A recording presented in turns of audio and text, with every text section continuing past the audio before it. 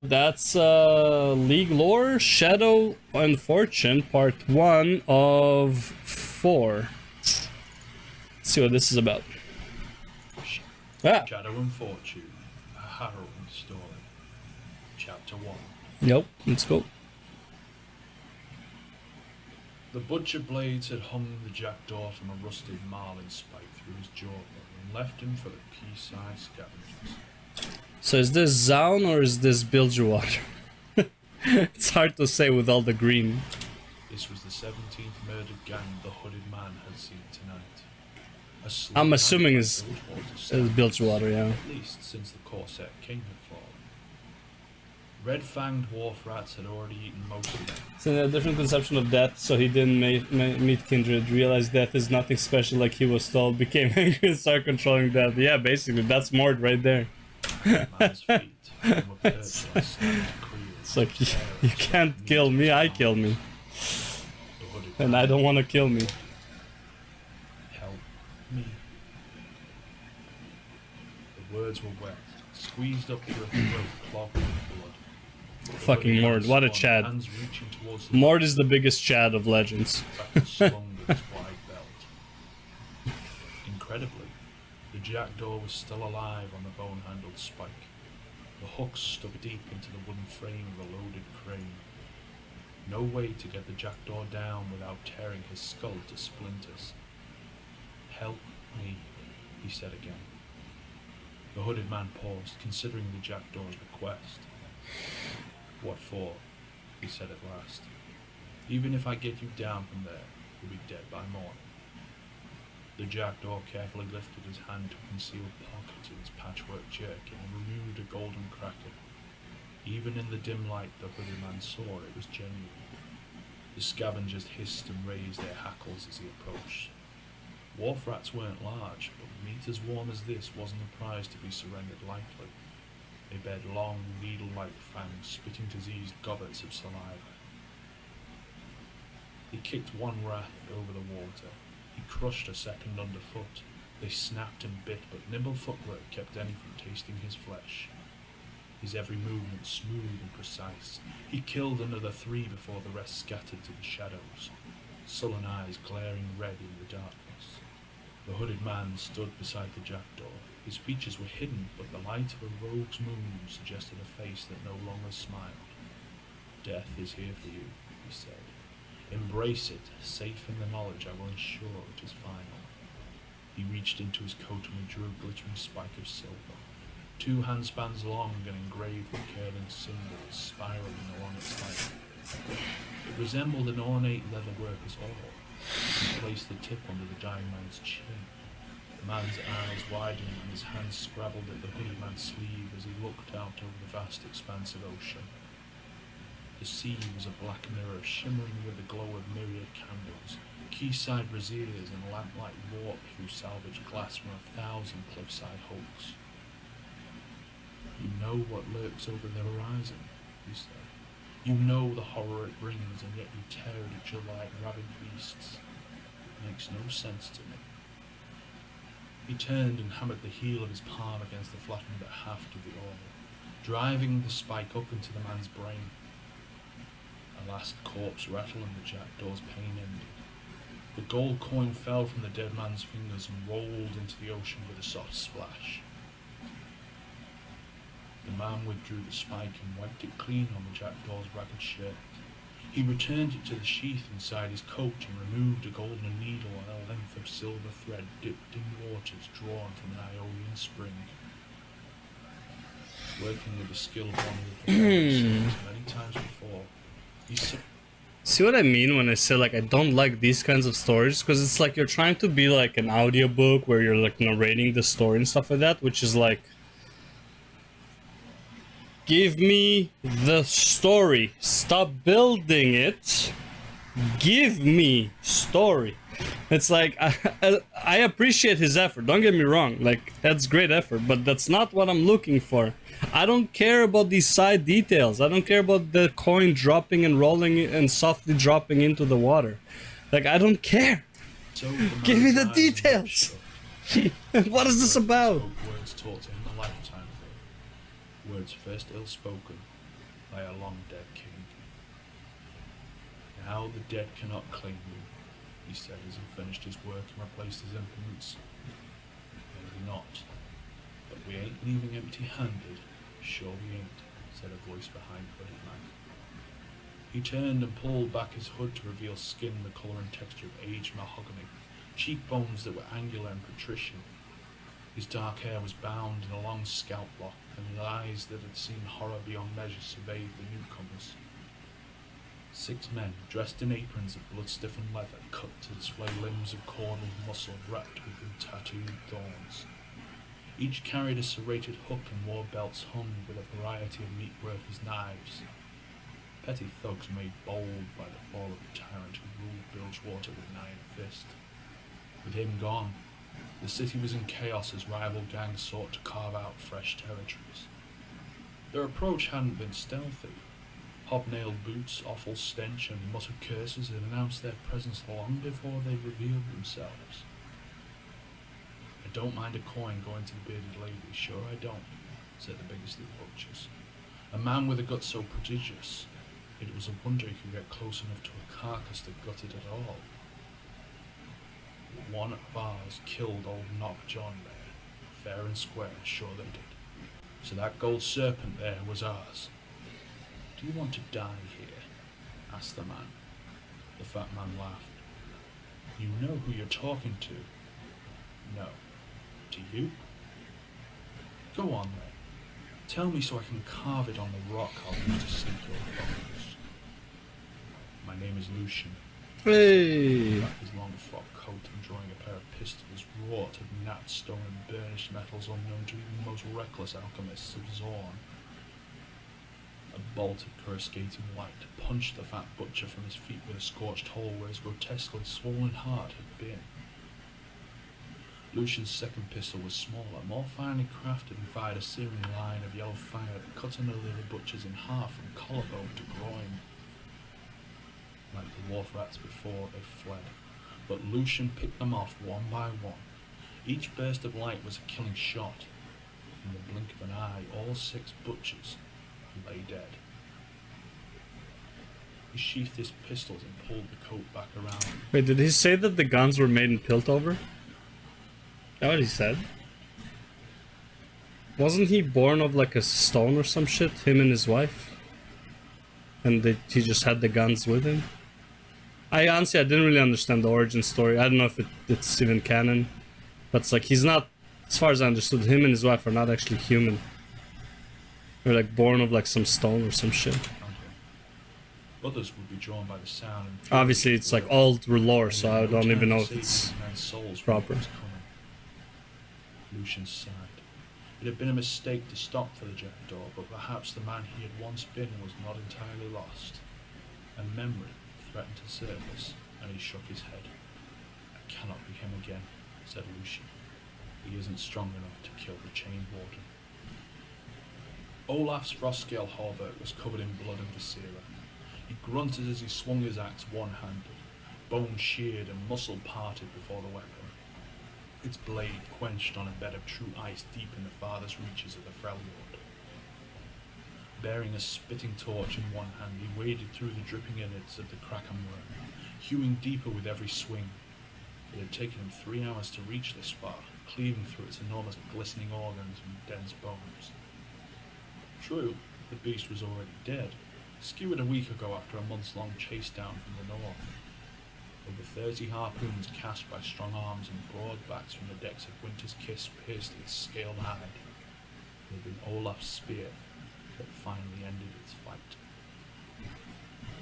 Killing the beast in the heart of a churning storm outside Bilgewater had been exhilarating, and for one brief moment as the ship heeled over and almost tossed him into the beast's maw, he'd thought this might be the moment he would achieve the glorious death he sought. But then Smarvel, the helmsman, cursed his mighty shoulders, centered the rudder to right the ship. And sadly, Olaf had lived. Another day closer to the terror of dying peacefully in his bed as a grey-bearded ancient. They'd birthed in Bilgewater, hoping to sell the carcass and strip it of battle trophies. Vast teeth, black blood that burned like oil, and titanic rib bones fit to roof his mother's hall. His fellow tribesmen, exhausted from the hunt, were sleeping aboard Winter's Kiss. Olaf, very patient, could not rest. Instead, he took up his glittering axe and set to work in dismembering the colossal monster. Yeah, you gotta work, man. Finally, he saw the beasts in a maw. A ribbed gullet large enough to swallow a clan whole or crush a 30-oar-long weaver in a single bite. Its teeth were chiseled fangs like obsidian boulders. Olaf nodded. Yeah, fit to ring a hearth circle of the Windwalkers and the Readers of Bones and Ash. He jammed the spiked base of the torch into the meat of the Krakenworm's flesh and set to work, hacking at the jawbone until a tooth came loose. Hooking the axe to his belt, Olaf lifted it clear and set it upon his shoulder, grunting at the enormous weight. Like a frost troll gathering ice for his lair, he said, making his way out of the beast's innards, wading knee-deep in blood and caustic digestive juice. This has nothing to do with the story, but I feel like his quads are not connected properly to his knee, you know? I feel like that's not how, like, swole quads look. Can't think of the top of my head how it looks like, but I'm pretty sure that's not it. The Krakenworm's rear and drew a lungful of slightly fresher air. His anatomy is weird. Even after the innards of the beast, Bilgewater was a rank soup of smoke and sweat and dead things. Its air was heavy with the smell of too many people living packed together like swine in a midden. He spat a rank mouthful and said, "The sooner I'm in the north, the better." The air of the Freljord was so sharp it could cut you to the bone. Every breath here tasted of rancid milk and spoiled meat. "Hey!" shouted a voice over the water. Olaf squinted through the gloom, seeing a lone fisherman rowing out to sea beyond the line of floating water markers hung with dead birds and bells. "That beast just shit you out," shouted the fisherman. Olaf nodded and said, "I had no gold to pay passage on a ship, so I let it swallow me in the Freljord and bear me south." The fisherman grinned. But here, see what I mean? Look at this. Right, this is the inner thigh he has here, right? This is the inner thigh of this. See, his is going like way too low. The quad ends here, right? Like kind of like middle of the knee. His goes already like towards the back of the knee, towards the hamstring. That's what I'm saying. It looks weird. Alright, this part looks kind of fine. This is okay because there it is, right? Is that the femoris? I'm not even sure. Right, this one I guess is kind of there. It's this one. This one is this one. It's like that's, I mean, overly grown, but still, that's kind of correct. Like I can't see how far it goes. But this one, it goes all the way to the back of the knee, man. That's not how the quad works. See, it like cuts off here. This is that muscle. Anyways, yeah, that's like a random ass rant. Fucking like, because I'm looking at it and it's like just the quad just looks off for some reason. I can't tell why. And it's this muscle just looks like it's a balloon. It's so random. Oh god. Tale right enough. Come to the Winter's Kiss. Asked Olaf, he shouted. He's swollen a different way. And honor the beast with songs of doom. Songs of doom.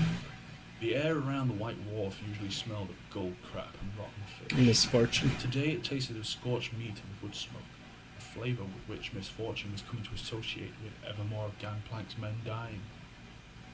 Ash darkened the sky and reeking fumes drifted westwards from burning vats of rendered leviathan. Just remember, kids, if you ever think misfortune is like super hot and all that shit, just remember the environment she lives in probably doesn't brush her teeth, probably smokes, definitely drinks. You do not want to make out with that, I'm just saying. And blubber on the slaughtered docks. Misfortune's mouth felt greasy, and she spat onto the crooked timbers of the wharf. The water below was scummed with residue, spelled by the thousands of corpses sunk beneath the water over the years. "You and your men had a busy night," she said, nodding towards the smoke rising from the western cliffs.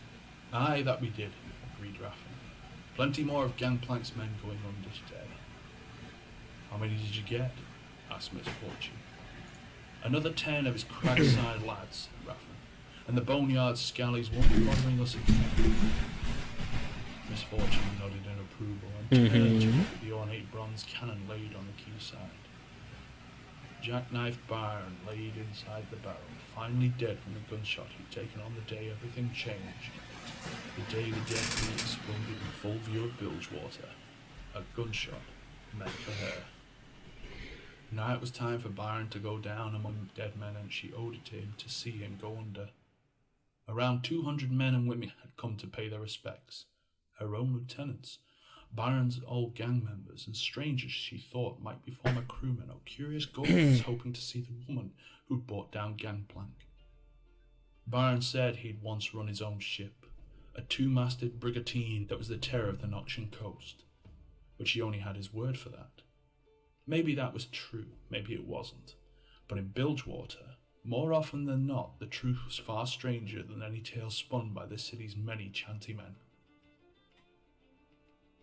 I see you got them fighting each other out on the slaughter docks as well, said Miss Fortune. Cool background music. Particles of ash from her lapels. Long red hair Celtic party music. A tricorn hat, and gathered on the shoulders of a formal frock coat.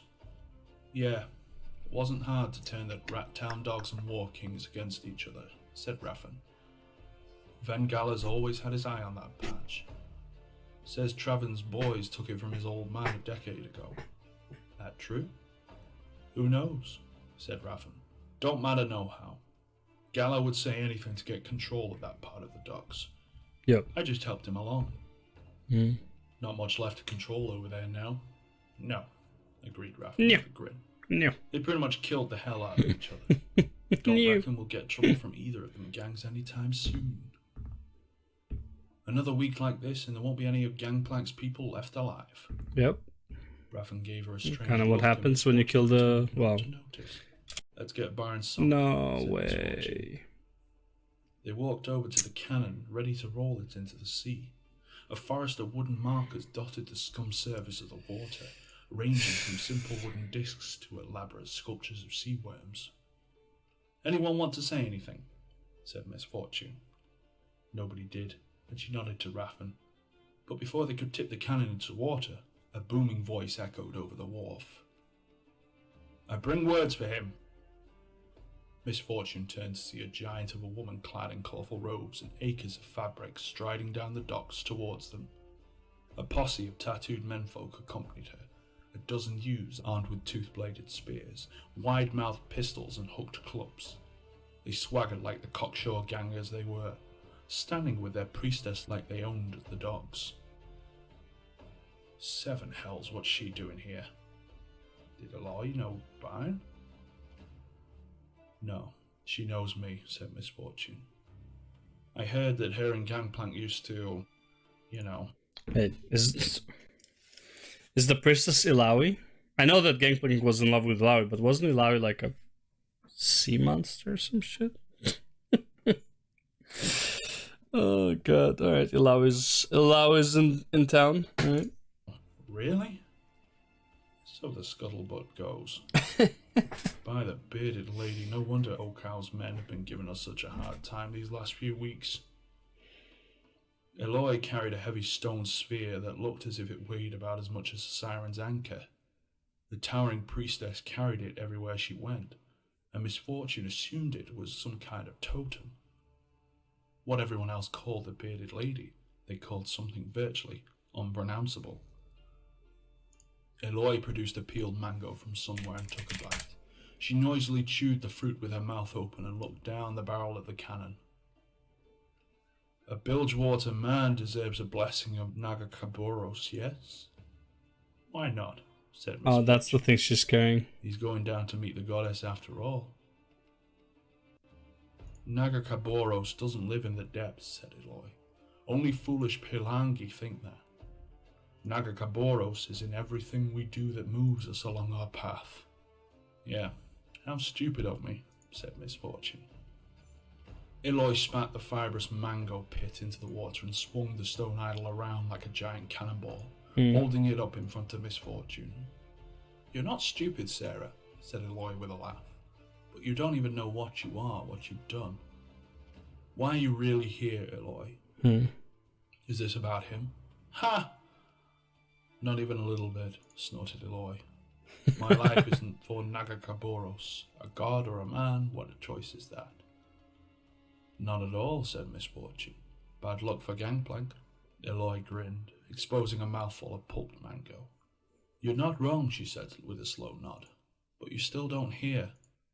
You let a razor eel off the hook and you ought to stamp on its neck and walk away before it sinks its fangs into you. Then your motion will be gone forever. What does that mean? Come and see me when you figure it out, said Eloy, holding her hand out. Nestled in her palm was a pendant of pink coral arranged in a series of curves radiating from a central hub like a single unblinking eye. So far it's been like almost 20 minutes of basically... Okay, after the story of Gangplank losing his ship and shit like that, okay, Misfortune is dealing with the aftermath. Most of Gangplank's people are being hunted down, and then Ilawi came and talked to her about their god, whatever, Ouroboros, what, I don't know, and said that who cares about Gangplank? That's not why I'm here. 20 minutes to say that! Fuck's sakes. Said Eloy. What is it? A token of Nagakaboros to guide you when you're lost. Oh, God. What is it really? Nothing more than I say. Miss Fortune hesitated, but too many people were gathered for her to openly offend a priestess of the bearded lady by refusing her gift. Bearded She lady. took the pendant and removed her tricorn to loop the leather thong around her neck. Eloy leaned in to whisper. I don't think you're stupid, she said. Prove me right. Why do I care what you think? Said Miss Fortune. Because a storm is coming, said Eloy, nodding at something over Miss Fortune's shoulder. You know the one, so you best be ready to turn your prow into the waves. She turned and kicked Barnes' Canon from the dock. It splashed down hard and sank in a froth of bubbles before the fatty surface residue reformed, leaving only its bobbing marker crossed to indicate who was below. The priestess of the bearded lady marched back the way she had come, towards her temple in the cliff crater, and Miss Fortune turned her gaze out to sea. A storm was brewing way out in the deep ocean, but that wasn't where Eloy had been looking. She'd been looking towards the Shadow Isles. Nobody ever fished Bilgewater Bay at night. Piet knew why, of course. He'd known these waters all his life. The currents were treacherous, hull-splitting rocks lurked just below the surface, and the seabed was littered with the wrecks of the ships whose captains had not accorded the sea with its proper respect. But more importantly, everyone knew the spirits of those drowned at sea were lonely and wanted others to join them. Piet knew all this, but still needed to feed his family. With Captain Jeremiah's ship burned to cinders in the crossfire between Gangplank and Miss Fortune, Piet had no work and no coin to pay for food. He drunk half a bottle of the scrumpy just to pluck up the courage to push his boat out onto the water tonight, and the prospect of sharing a drink with the giant Freljordian helped steady his nerves. Piet took another slug from the bottle, tugging the scruff of hair on his chin, then pouring a measure over the side to honour the bearded lady. Warmed and numbed by the liquor, Piet rode past the warring boys and their dead birds until he came to a stretch of ocean where he'd had some luck the previous night. Jeremiah had always said he had a nose for where the fish were biting, and he had a feeling they'd be gathering where the remains of the dead pool had drifted. Piet pulled in the oars and stowed them before finishing off the scrumpy. Then, making sure to leave a last mouthful in the bottle, he tossed it out to sea. With tired, drink-addled fingers, he baited his hooks with grubs he'd scooped from a dead man's eye and tied his lines to the gunwale cleats. He closed his eyes and bent over the side of the boat, placing both hands in the water. Nagakaboros, he said, hoping that using the native's name for the bearded lady might grant him a bit of luck. I ain't asking for much. Please help this poor fisherman and spare him a few morsels from your larder. Watch over me and keep me safe, and if I die in your embrace, keep me down among the dead men.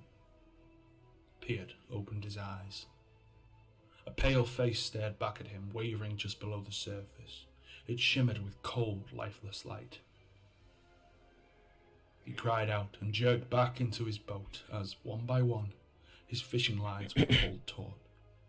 They spun his boat round as thin coils of mist rose from the water, The mist thickened swiftly, and soon the light from Bilgewater's cliffs was lost to him as cold, dark fog rolled in from the sea. A cacophony of once dead birds squawked from the warning markers, followed by the clamour of bells as their convulsing bodies swung the buoys back and forth. The black mist. Piet scrambled for his oars, fumbling in terror to fit them to the rowlocks. The mist was numbingly cold, and lines of necrotic black threaded his skin at his touch. He wept as the graves of chill frosted his spine. "Bearded lady, mother below, Nagakaboros," he sobbed. "Please guide me home. Please, this I beg of—" Piet never finished his plea. A pair of hook-headed chains erupted from his chest, droplets of vividly red blood streaming from their tips. A third hook punched through his belly, another his throat. A fifth and sixth gouged his palms and pulled them down hard, pinning Piet to his boat. Agony surged through him, and he screamed as a figure of purest malice emerged from the black mist. Emerald fire haloed its horned skull, and sockets gouged by vengeful spirits burned as they savoured his pain. The dead spirit was robed in ancient black vestments, and rusted keys scraped at his side. A chained corpse lantern moaned and swayed with monstrous appetite from its clenched fist. The glass of the infernal lantern opened to receive him, and Piet felt his spirit tear loose from the warmth of his flesh. The wails of tortured souls shrieked from its depths, maddened by their unending purgatory. Piet fought to keep his spirit within his body, but a spectral blade scythed, and his time in the world was ended as the glass of the lantern snapped shut. "A wretched soul you are," said the reaper of his life, its voice like gravel on a tombstone, "but only the first to be claimed by Thresh this night." The black mist rippled, and the silhouettes of malefic spirits, howling wraiths and ghostly horsemen swelled within. The darkness boiled across the sea and swept onto land, and the lights in Bilgewater started to go out.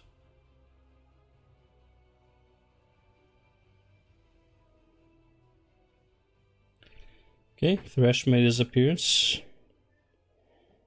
That's cool, I guess.